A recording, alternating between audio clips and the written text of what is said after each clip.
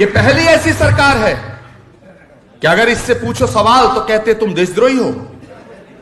ये पहली ऐसी हुकूमत है, अगर हक की बात करो, सच की बात करो तो तुम्हें मुलजिम ठहरा दिया जाता है, गुनाहगार ठहरा दिया जाता है, तुमसे वतन परस्ती का सबूत मांगा जाता है। और अफसोस कि वतन परस्ती का सबूत वो मांगते हैं जब हिंदुस्तान की जमीन को लहू की जरूरत पड़ी तो इनके तमाम नेता अंग्रेजों की दलाली कर रहे थे। ये सबूत मांगते हैं, ये सबूत मांगते हैं। और मैं डंके की चोट पे कह रहा हूं, हिंदुस्तान की आवाम इनका तख्ता पलट करने की फिराक में है। वक्त आने दो, वक्त आने दो। लेकिन आपसे हाथ जोड़ के निवेदन फिर करके अपनी बात को खत्म करूंगा कि हम झूठ के, फरेब के, छल के, प्रपंच के, षड्यंत्र के, जुल्म के खिलाफ हैं।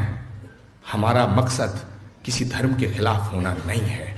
हमारा धर्म, हमारी संस्कृति, हमारा संविधान यह सिखाता है कि भारत एक धर्मनिरपेक्ष राष्ट्र है।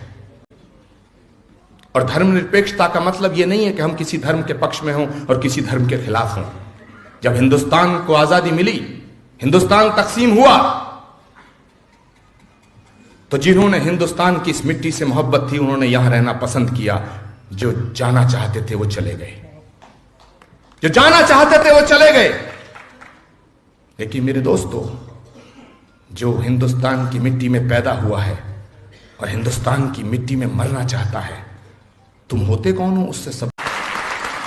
इसका मतलब है कि हिंदुस्तान का मुसलमान बाई चॉइस इंडियन है, बाई चांस इंडियन नहीं है। पवित्र मन से और देशभक्त मन से कहना चाहता हूं कि किसी मुसलमान को अपनी वतन परस्ती का सबूत देने की जरूरत नहीं है। मुसलमान होना ही वतन परस्ती का सबसे बड़ा सबूत है, सबसे बड़ा सबूत है। जो इस्लाम सिखाता है कि मां के कदमों में जन्नत है, वो मादरे वतन की तौहीन की इजाजत कैसे दे सकता है? जो इस्लाम कहता है कि वतन से मोहब्बत तुम्हारे ईमान की अलामत है, वो मादरे वतन के खिलाफ आवाज उठाने की इजाजत कैसे दे? ये देश गांधी, सुभाष, अशफाक का है। ये वाहियात बातें करने वाले ऐसे लफंगे नेताओं का देश नहीं है जो इस देश को कदम कदम पे तोड़ना चाहते हैं। एक सवाल करता हूं कि पाकिस्तान चाहता है हिंदुस्तान तबाह हो, लेकिन वो जानता है कि हिंदुस्तान को तबाह तब तक नहीं किया जा सकता जब तक हिंदू और मुसलमान एक छत के नीचे हैं, एक झंडे के नीचे हैं। बड़ी जिम्मेदारी से एक सवाल करता हूं, इसको सोचना कि जो काम पाकिस्तान चाहता है कि हिंदू और मुसलमान इस देश का दुश्मन बन जाए, एक दूसरे का दुश्मन बन जाए, वो कोई काम आईएसआई से नहीं हो पा रहा है। वो इस देश में हुकूमत कर रही पार्टी के नेताओं की रोज बयानबाजी से हो रहा है, बयानबाजी से हो रहा है।